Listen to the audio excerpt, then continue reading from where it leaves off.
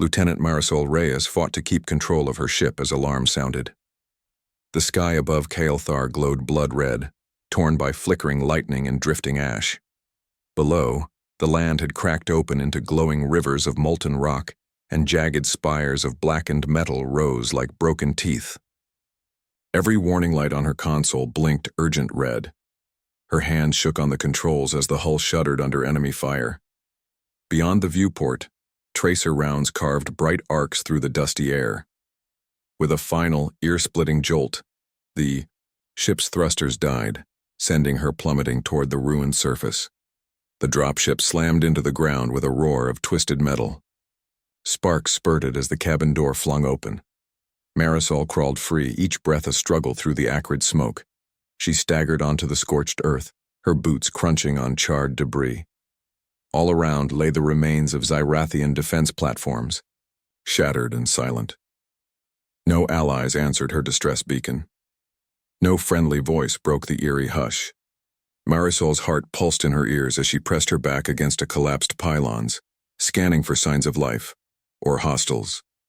A faint, high-pitched whimper cut through the silence. Marisol froze, hand dropping to her sidearm. She crept toward the sound, boots slipping on glassy fragments. Under a scorched canopy of metal beams she found the source, a small figure huddled among wreckage. The child was no taller than a human toddler, with skin that shimmered faintly blue and eyes as wide as saucers. Her slender arms wrapped tightly around her knees, and a thin, ragged garment draped over her shoulders. Marisol's chest tightened. This fragile being had survived when so many had fallen. Carefully, Marisol knelt. "Hey there," she whispered, keeping her voice soft. The child flinched, pressing her face into her knees. Marisol set aside her weapon and offered her hand. "It's okay. I'm not going to hurt you." The girl lifted her head. Pale tendrils of light pulsed along her temples with each soft breath. In that moment, Marisol saw fear, and something deeper, a spark of hope. Gently, she wrapped an arm around the child's shoulders and lifted her into her lap. As Marisol carried her toward the ship, the child's tears began to fall. Each tear dropped onto Marisol's flight suit and vanished in a faint flash of light. Instantly, the cuts on Marisol's arms sealed and the pain eased. She paused, astonished, watching the spot where blood had stained her sleeve return to smooth fabric. The girl looked up, eyes shining with apology and wonder. Marisol held her close, whispering, "Thank you." The healing glow faded, but Marisol felt a warmth in her chest she could not name. Inside the cabin, Marisol set the child on an old crash pad. She closed the hatch and sealed it against the toxic air. The ship's emergency power hummed around them. Marisol activated the medical scanner. It blinked in confusion at the child's strange biology. She frowned. Protocol demanded she report any findings and return with the survivor for study. But when she looked at the small, trembling form, so brave, so alone, her duty changed. She would protect this child at any cost. Hours later, the shuttle limped back into low orbit. Fleet Command hailed her immediately, demanding her coordinates and status report. Marisol waited until the fleet's response lagged, then switched to a silent channel. She keyed the console. "Be advised, I have one living Zyrathian. Boarding teams are unauthorized." A pause, then a cold voice. "Lieutenant Reyes, you will comply with extraction orders." Marisol shut off the comlink and exhaled. The world she had known in the fleet, rules, orders, discipline, slid out of focus. Only one truth remained. She would not let them take this child. By dawn, the shuttle descended through Earth's pale blue sky. Marisol guided it toward a quiet military airfield far from prying eyes. As the landing gear touched down, she cradled the child in her arms.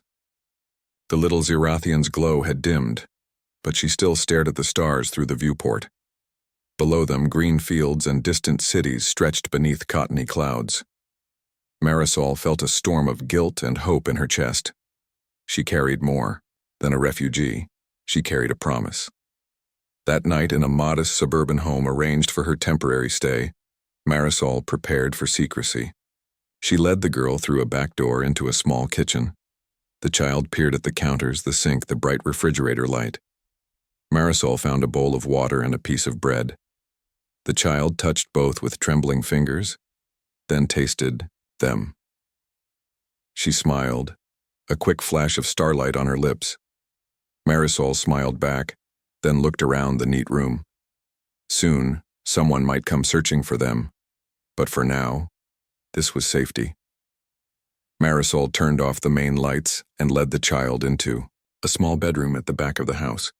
On the bed lay a soft blanket and a single pillow. The girl's eyes fluttered with exhaustion. Marisol sat by her side. "You're safe here," she said softly. The child nodded, her pale hair drifting over the pillow. Marisol watched her, settle, then drew the curtains tight. Outside, Earth continued in its quiet hum, unaware that a small glowing secret lay hidden under this roof. And in the hush of that room, a new chapter began. The story of a human and an alien child, bound by fate and a shared chance at a future none could yet imagine. Marisol Reyes woke before dawn, careful not to wake the small Zerathian girl curled beside her on the sofa. The child's pale blue skin seemed to glow faintly in the dim light. Ayla had fallen asleep while clutching Marisol's flight jacket, her tiny fingers still tracing the embroidered rank patches. Marisol smiled and rose quietly, slipping into the kitchen to make tea. She needed the warmth. Her mind raced with questions. How long could she hide Ayla?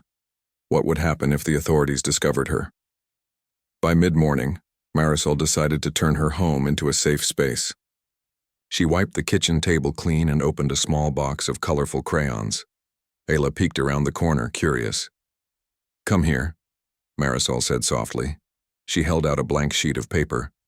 The child approached with slow steps, her eyes wide, with wonder at the crayon's bright hues. Tentatively, Ayla picked up a green crayon and pressed it to the paper. A shaky line appeared. Marisol gently guided her hand, drawing circles and loops, teaching Ayla to write her name in English letters. The girl repeated, sounding out each letter. A, E, L, A. Later, Marisol showed Ayla her favorite Earth thing. Pizza. She warmed slices in the oven until the cheese bubbled and the crust turned a light gold. Ayla sat at the small kitchen table and watched as Marisol took her first bite. "It's good," Marisol said, smiling. She offered a small piece to Ayla. The girl hesitated, then tasted it. Her eyes shone and she made a soft humming sound, her own way of saying she liked it. Marisol laughed. "Welcome to Earth, kiddo." In the afternoons, Marisol played old human cartoons for Ayla on a battered laptop. The bright colors and silly characters made the child giggle. She reached out to touch the screen when a cartoon cat danced. Marisol put her arm around Ayla's shoulders. The girl leaned into her with trust. For a moment, Marisol forgot the danger they faced. She felt only the warm glow of hope. But reality could not stay hidden. 3 days after their first lesson in crayons, a knock sounded at the front door. Marisol's heart sank. She tiptoed to the window and peered through the curtain. A uniformed social worker stood on the porch, holding a clipboard. The woman's face was kind, but firm. "I'm here to check on your welfare," she said through the door's glass pane. "This neighborhood is part of our new program for military families. We must ensure all children are safe." Inside, Ayla pressed herself against the back wall, her tendrils of light pulsing with fear. Marisol took a deep breath. She forced calm into her voice. "Of course," she said, opening the door. The social worker stepped in, glancing around. The tidy living room. "I see you're alone," the woman noted. "Any children here with you?" Marisol hesitated. I have a niece who visits. She's upstairs resting." She glanced over her shoulder at the staircase. "She's shy," the social worker frowned. "May I see her?" Marisol swallowed. She led the way. Ayla crouched under the bed, pulling a thin sheet over her head. Marisol entered the bedroom, closing the door behind her. "Is she here?" the social worker asked. Marisol nodded. She's a little shy. She pushed aside the sheets to reveal the empty bed. Must have crawled under when I was asleep. The social worker sighed but nodded. All right, I'll trust you this time. But please keep track of her. It's easy to lose a small child. Marisol nodded vigorously. Thank you. As the social worker left, Marisol closed the door and sank against it, sweat chilling her skin. She peeked under the bed. Ayla stared, back with wide, frightened eyes. Marisol reached in and lifted her out. The girl's tears glowed softly as they fell. Marisol held her close. It's okay, she murmured. I won't let them take you. That night, Marisol lay awake listening to Ayla's soft breathing. Memories of the crash, the ruined world, the girl's tears that healed her arm, all came rushing back. Ayla shifted in her sleep and pressed her head to Marisol's chest. A gentle pulse of light spread across the child's temples. In Marisol's dreams, she heard a voice. Ayla, a voice, speaking without words. The feeling was one of comfort, of safety, of belonging. Marisol woke with tears in her eyes. She realized then that Ayla could share emotions like memories. This bond was both beautiful and dangerous. The next morning, Marisol searched her emergency kit for supplies. She packed simple clothes for Ayla, a small t-shirt, soft leggings, a pair of socks. The girl stared at each item as if meeting clothing for the first time. Marisol showed her how to put them on. Ayla's long fingers trembled as she tugged the fabric over her arms. When she stood, dressed, her glowing skin shone through the thin material. She looked like a small star in human form. Marisol led her outside into the backyard. The grass felt soft under Ayla's bare feet. The child reached out to touch the blades, and each touch caused a tiny pulse of bioluminescence. Marisol laughed in wonder. You're lighting up the whole yard, she said. Ayla giggled, a sound like chimes in the wind. At that moment, Marisol knew their bond ran deeper than duty. They were becoming family.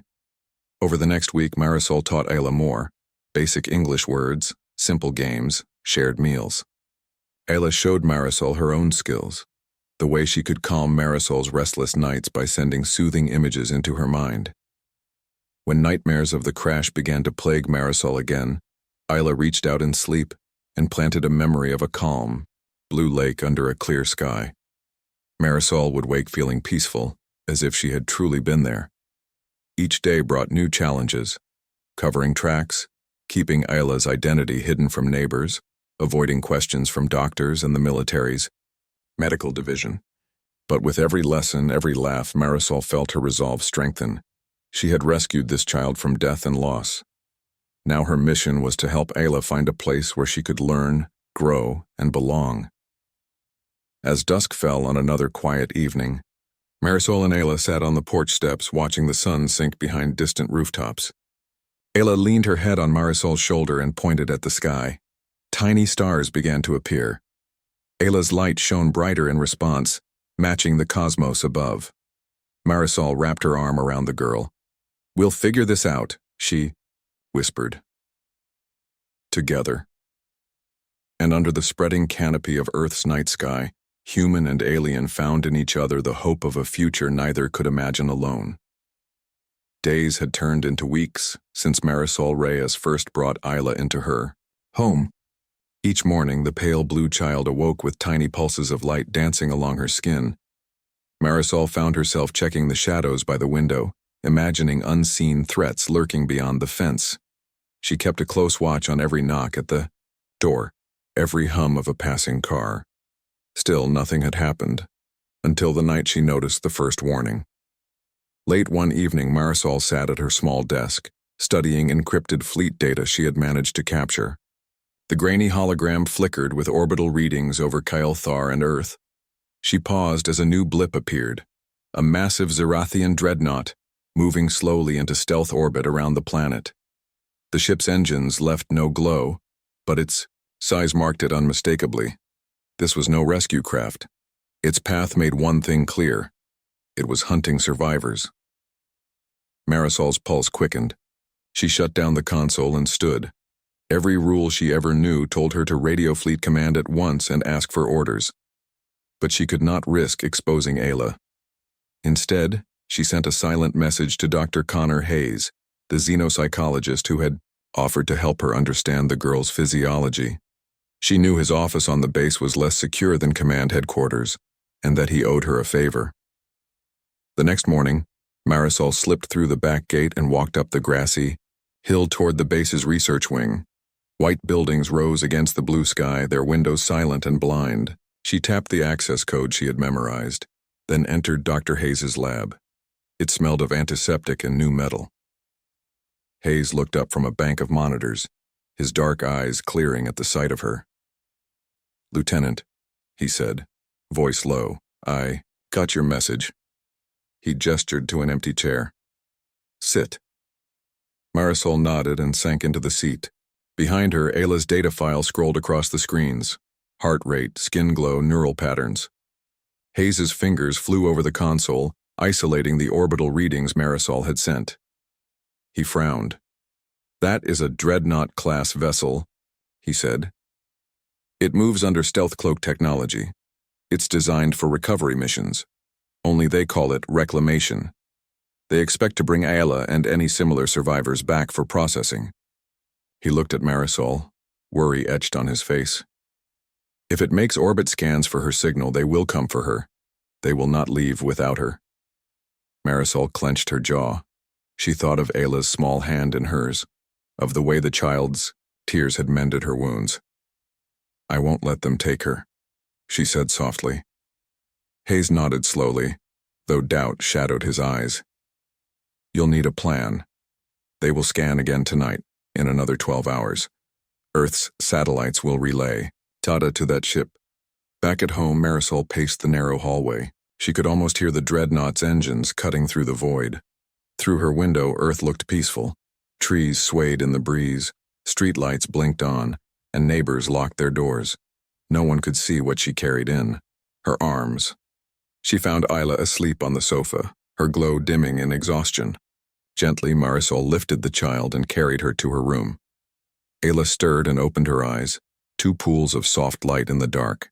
She reached out with one small hand. Marisol set her on the bed and sat beside her. The child's bioluminescent. Tendrils coalesced into a pale halo around her head. For a moment, the room filled with a gentle radiance. Then Ayla spoke. Not in words, but in images and feelings inside Marisol's mind. Fear. Loneliness. A longing for home. Marisol felt the child's panic as clearly as if she wore it herself. She placed a hand over Ayla's glowing temples. "I know," Marisol whispered. "I will keep you safe." Ayla's light pulsed faster as if in relief. But more came. A memory of the Dreadnought's vast bay doors, opening to release squads of Zyrathian soldiers. Marisol's breath caught. This was not a rescue. It was a return to captivity. That night, Marisol stayed awake by Ayla's bedroom door, notebook in hand. She listed options: false identity, hidden base, escape ship. None felt secure enough. Outside, the clock ticked closer to the Dreadnought's next scan window. Marisol watched the sky, imagining the great ship moving above the clouds. She thought of every human kindness she had ever known, friends, family, her own training. All of it was at risk if they came. As the first beam struck Earth's upper atmosphere, Marisol slipped into action. She carried Ayla quietly through the back hall and across the street to an old barn she had rented last week as a storage shed. Inside, cooling vents hummed above metal crates. She set the child down and activated a Faraday shield she had scavenged from the base's junkyard. The shield crackled with power, enveloping Ayla's glow in silence. Marisol held her close as the Dreadnought's scanning pulse swept overhead, searching for her light and finding nothing. When the sky fell still again, Marisol whispered, "You're safe for now." Ayla's glow returned, softer than before. Marisol smiled through her worry. She did not know how long this cover could hold. But she had seen the enemy's approach and felt the bond that tied her to this small alien child. No power in the fleet and no dreadnought in the void would ever break that bond. And so, as the night settled back into quiet, Marisol made a solemn vow to keep Ayla hidden, to teach her Earth's ways, and to stand against any force that threatened the home she had found. Night had fallen like a soft blanket over Marisol Reyes's suburban street. Crickets chirped in the warm air, and porch lights cast gentle pools of yellow on neatly trimmed lawns. Inside Marisol's home, Ayla slept soundly under a quilt, her pale blue skin glowing faintly in the darkness. Marisol sat by the window, finishing last-minute preparations. Tomorrow she would teach Ayla more English phrases, but first she needed rest, though her mind raced with plans to keep the child hidden. A sudden glow filled the living room. Marisol spun around as a ripple of light shimmered in the center of the floor. The air hummed with power. In an instant, the room changed. Walls of faint energy surrounded a tall figure whose armor gleamed like liquid silver. Marisol's heart hammered in her chest as she stood, shielding Ayla's bedroom door. The stranger's face was partially hidden beneath a smooth helmet crest. Through the visor, two deep violet eyes peered with calm authority. His posture was straight and proud, every movement measured. Behind him, the shimmer of the portal closed, leaving only the soft glow of his armor. "You have sheltered my daughter," the being said in perfect common, Earth's shared language. His voice was low, resonant, and carried a note of quiet power. "I am Storan, High Priest of Kael'thar. You must accept me as you accepted her." Marisol's breath froze. She forced herself to stand tall. "I am Lieutenant Marisol Reyes of the United Earth Fleet," she replied, voice steady though her arms trembled. "I brought Ayla here to keep her safe. She stopped, seeing a flash of pain in Storan's eyes. He had left his world at unimaginable cost. Storan inclined his head slightly. "Your bravery honored Ayla, but my duty is to protect her. I have come to reclaim her." He raised one gauntleted hand, palm open, and a soft wave of light flickered outward. The air around him seemed to ripple as if alive. Marisol backed toward the couch where a small emergency CIDR lay within reach. She did not draw it. She could not shoot a parent coming for his child. Instead, she spread her hands. "There must be another way," she said. "Earth law says once a child is in our care, they cannot be removed without a hearing. Ayla's safety is my top priority." Storan's helmet tilted as if considering her words. "Your laws are not our laws," he said. "On Kael'thar, the parent's bond is sacred. You have broken the covenant by keeping her hidden." Marisol's eyes stung. "I broke nothing," she said softly. "I saved her from death. Her world was gone. She needed someone. Anyone. She needed me." A heavy silence settled. Outside, the wind rustled the leaves. In the next moment, the front door burst open. Two human security officers in dark uniforms stood in the hallway, weapons raised. "Lieutenant Reyes, stand down," one ordered. "Step away from the alien." Marisol stepped in front of the officers. "No," she said firmly. "She's under my protection." She looked at Storan. "If you wish to discuss Ayla's future, speak with me alone. This is my home. I won't let weapons decide her fate." Storan studied her calmly, then nodded once. His armor's light dimmed and the officers lowered their weapons, bewildered. The high priest turned to them. "Leave us," he commanded. "I will speak only with her." The men exchanged uncertain glances but obeyed, retreating to the door. Marisol exhaled. "Thank you," she whispered. She guided Storan to the couch, offering him a seat. His armor shifted as he sat, the metal plates humming softly. "I don't know much about Kael'thar's rulings," Marisol continued. "I only know Ayla needs a family and a home." Storan's visor lifted, revealing his face, strong-boned, with faint starlight lines tracing his temples. His lips curved in a hint of a smile. Then we begin, he said. We will negotiate terms. I wish to share Ayla's life with you, not remove her from you. His words came slowly, each chosen with care. A united home shows both our peoples that peace is possible. Marisol's heart lurched. You would live here? On Earth? With me and Ayla? She let out a soft laugh of relief and surprise. Storan inclined his head. Parenthood does not end because one crosses worlds. I will learn your customs, your language more fully. I will honor your home as you honor my daughter. He placed a gauntleted hand on his chest, in a gesture of sincerity. Tears welled in Marisol's eyes. She sat beside him. Then let us start. She folded her hands in her lap. I will help you understand Earth's laws. In return, you will teach me the old rights of Kael'thar, so I can care for Ayla as her mother would. Storan's violet eyes glowed softly. Agreed. He extended his hand. Marisol hesitated, then shook it.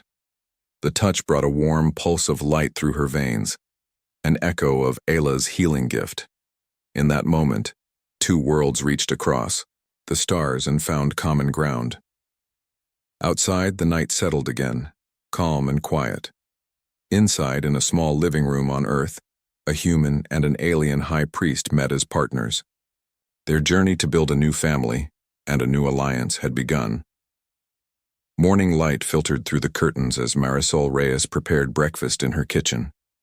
The air smelled of fresh coffee and warm toast.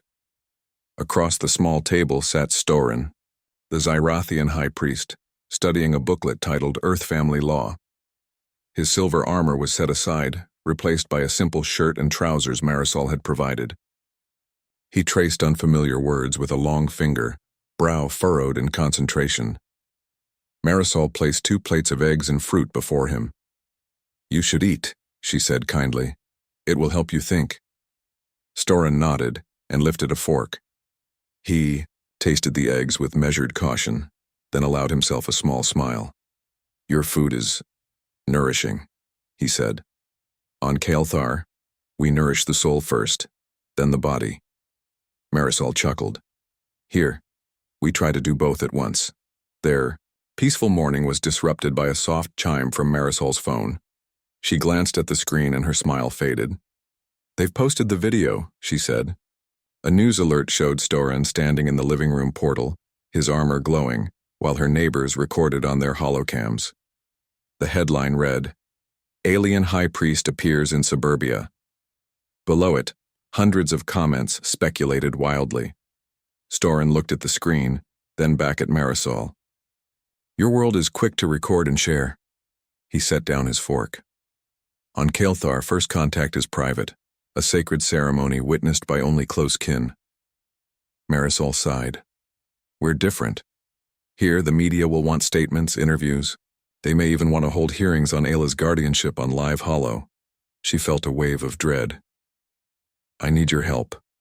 He stood and placed a hand on her shoulder. Then we blend our ways. We face this together. He picked up the phone. Show me what they demand. Marisol tapped the screen. A list appeared. Comments demanding proof Storan was Ayla's father. Social workers petitioning emergency custody.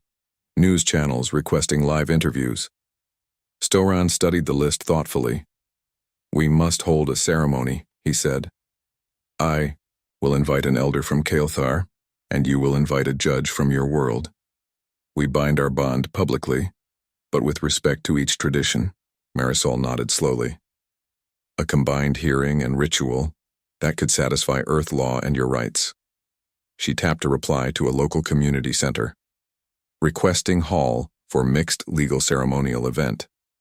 Over the next 2 days, Marisol arranged logistics, securing a small community hall, notifying local officials and inviting Dr. Connor Hayes as expert witness.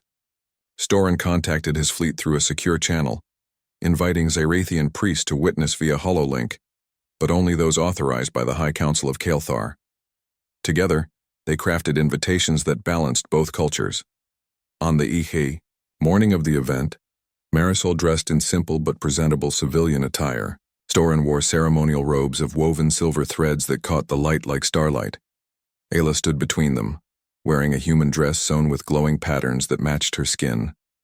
The three walked into the hall, flanked by human security, officers and Zyrathian priests arrayed on raised platforms. A hush fell as media holocameras hovered in the back.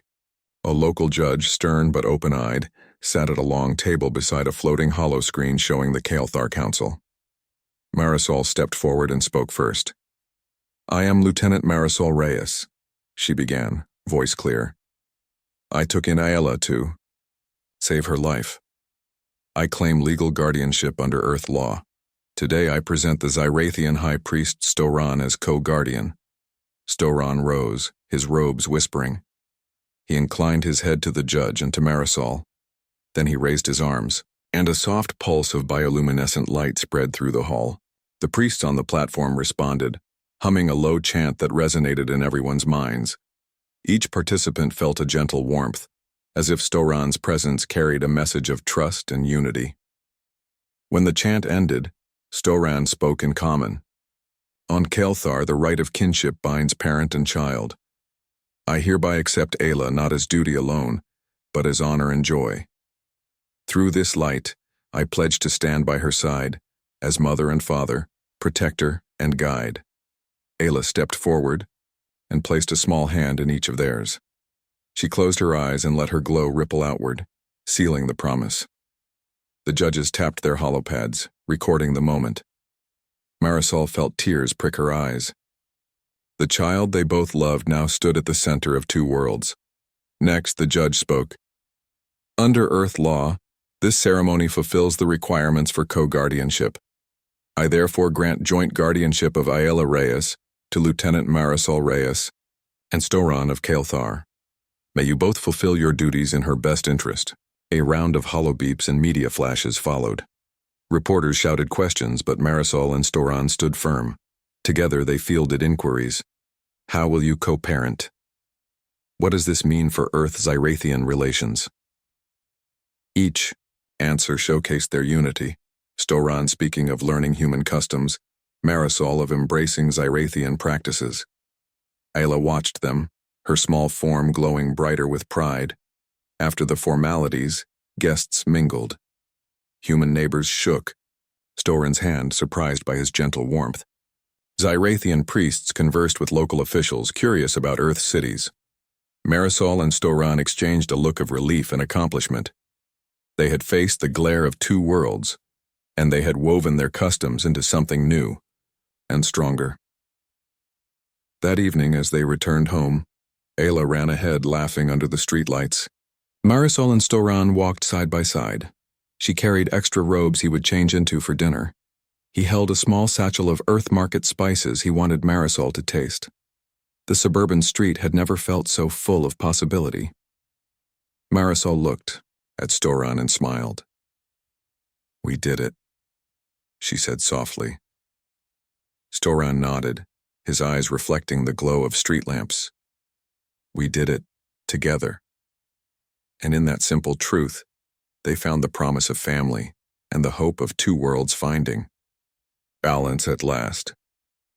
Dawn had barely broken when Marisol Reyes and Storan stood together in the backyard, reviewing plans for Ayla's first lesson in human history. The air was cool, and birds sang softly from nearby trees.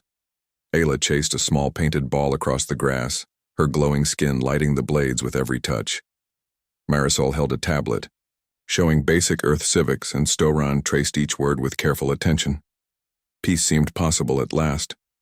Without warning, the sky darkened with the roar of low-flying engines. Two hovercraft lifted over the fence, sunlight glinting off their armored hulls. Marisol's heart pounded. She recognized the black and red markings, the sigil of a rogue mercenary group hired to seize Zyrathian technology. Storan's eyes narrow, and under his silver brow ridge. "They know where we are," he said quietly. Marisol grabbed Ayla's hand. "We need to move," she said, voice tight. Storan nodded and gathered his ceremonial robes into his arm. Together, they ushered Ayla toward the small storm cellar Marisol had prepared beneath the house. But before they could reach it, The hovercrafts landed with heavy thuds on the lawn. Men and women in dark armor poured out, weapons raised and scanning the yard. Marisol dropped to one knee, shielding Ayla behind her. Storan stood tall, his hands glowing with soft violet light. "Leave this place," he called in Zerathian. "You have no right to her." One mercenary captain stepped forward, rifle aimed. "Hand over the alien child," she demanded. "High price on her head." Marisol's fingers found her sidearm, but she hesitated. Shooting would risk Ayla's safety. Before she could speak, Storan extended both arms and unleashed a pulse of psionic energy. A shockwave rippled outward, knocking the mercenaries off their feet and sending dust and debris swirling. The attackers recovered quickly, but they staggered as if the very air resisted them. Marisol stared in awe and fear. She had seen Storan use his power to heal, but never to protect in this way. The captain barked orders and the mercenaries aimed their weapons again. Marisol rose to her feet. "Storan, get Ayla to safety," she shouted. The high priest nodded and swept Ayla into his arms. With a soft flick of his wrist, he opened a small portal behind the shed. Ayla vanished in a flash of light. Storan followed, closing the portal with a determined thrust. Marisol drew her weapon and took cover behind an overturned table. She fired warning shots into the air, not wanting to hit anyone.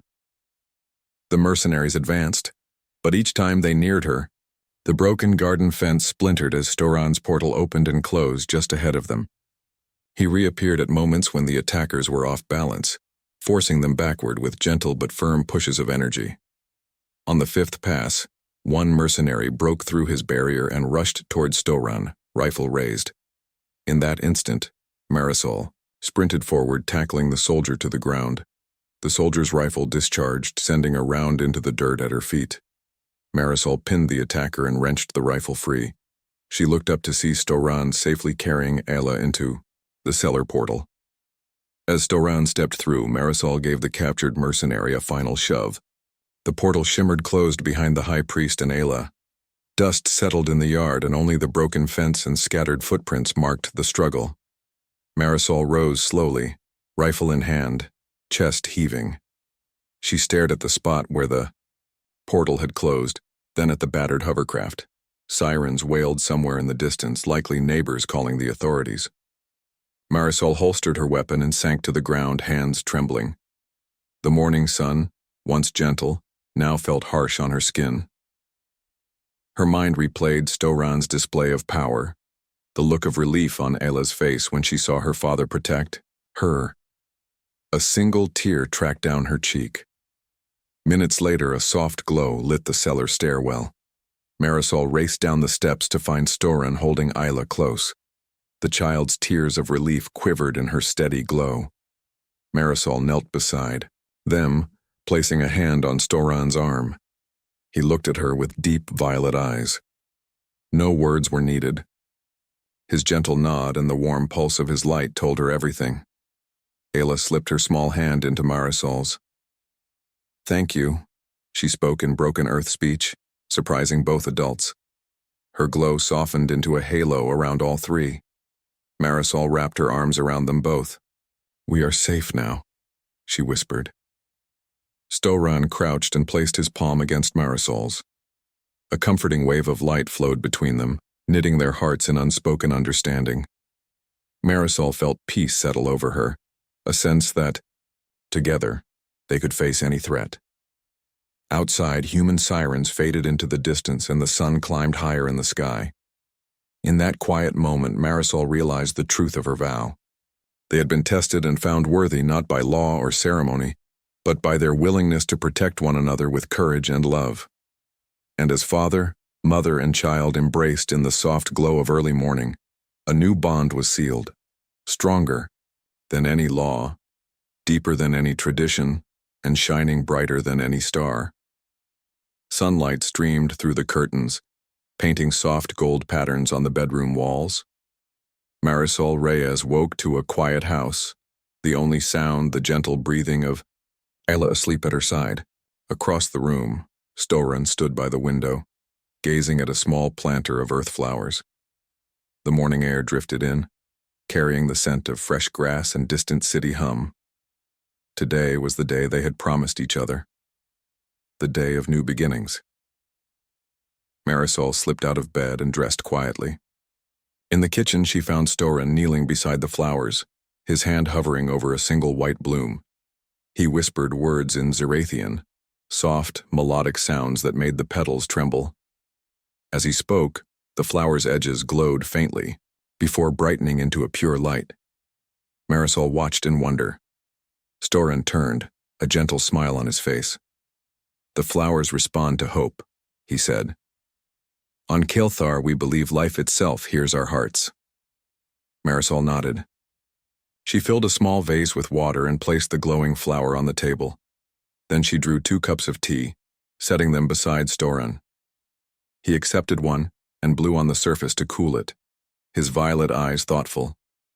"Today," Marisol said, "we build our future." Storan sipped his tea. "Yes. Today, Ayla becomes our guide." She raised her cup and nodded. They drank together, feeling warmth ripple through their bodies. Outside, Ayla stirred on the bed, and then padded into the kitchen, her soft glow, steady and bright. "Good morning," Ayla said in perfect common. Marisol's heart lifted at the clarity of the child's voice.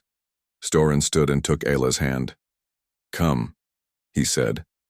"The time has come for our ceremony." Ayla's eyes shone with excitement. She bounded toward the small living room, where Marisol had arranged seats and a simple altar of earth and Zarathian symbols. Neighbors and friends filled the chairs, some human, some holographic images of distant Zarathian guests through a hollow link. Dr. Connor Hayes stood at the side, holding a tablet to record the event. The local judge from Part 5 sat at a small table to witness once more. Marisol took a deep breath and joined Storan at the front, Ayla between them. Marisol spoke first. "Friends of Earth and Kael'thar, we are here under the sky of 2 worlds. We are not only a family by law or by ritual, but by choice and love." A murmur of agreement rippled through the room. Storan then raised his hand and soft violet light spread from his palm, tracing a circle around Ayla. "In the rites of Kael'thar," he began, "we mark life's milestones with light and memory. Today, Ayla guides us into a shared future. Ayla, speak the words of unity." Ayla lifted her head, her glow brightening. She closed her eyes and in a clear voice spoke. "I stand with my mother and my father between 2 worlds. With their hands I learn Earth's ways. With their hearts I carry Kael'thar's light. Together we build a home where both worlds belong." As she spoke, her light pulsed in time with her words. The glow spread across the altar, touching each guest. Human faces softened in wonder. Zarathian priests nodded with pride. Marisol felt tears of joy come to her eyes. She reached out, taking Ayla's small hand in hers. Storan placed his hand over theirs, and a warm wave of energy passed between the 3. The judge stood. "By the authority of both Earth law and the customs of Kael'thar, I proclaim this ceremony complete. Ayla, Marisol Reyes, and Storan of Kael'thar are bound as co-guardians, bonded by love and promise. May your family flourish and inspire unity between our peoples." A soft chime sounded as the judge tapped his device. Around them, applause and hollow flashes filled the room. Marisol hugged Ayla close, then embraced Storan. They stood together, 3 figures united by choice, not chance. After the ceremony, guests mingled in the backyard. Storan taught neighbors to whisper blessing words from his language, while Marisol showed Zarathian priests how to taste Earth's coffee beans. Ayla ran between tables, her laughter a bright melody that echoed under the open sky. As evening approached, Marisol and Storan guided Ayla to the small deck overlooking the garden. Marisol held a lantern carved with Zarathian runes, while Storan lit earth candles along the railing. They stood hand in hand watching as flickering lights mixed with the child's pure glow. Ayla turned to them, eyes shining. "I have gifts for you," she said. From behind her back she produced 2 small stones, one smooth and blue, the other glowing silver. She handed the blue stone to Marisol and the silver one to Storan. For hope, she explained. For memory. Marisol held the blue stone to her heart. She felt peace settle in her bones. Storan pressed the silver stone to his armor, and a soft light pulsed across the metal plates. Together they placed the stones on the wooden railing, where they glowed side by side. Under the canopy of stars, Marisol leaned into Storan. "Thank you," she whispered. "For everything." He kissed her forehead gently. "Thank you," he replied, "for choosing this journey with me." Between them, Ayla's light shone brighter than any star above. In that moment, human alien father and alien child stood as one family, beyond fear, beyond law, beyond worlds. Their bond was a promise of unity, a beacon of hope shining across the night. And as the wind carried the soft glow of earth candles into the dark, their new story began, one of shared dreams, endless possibilities, and love that bridged the stars.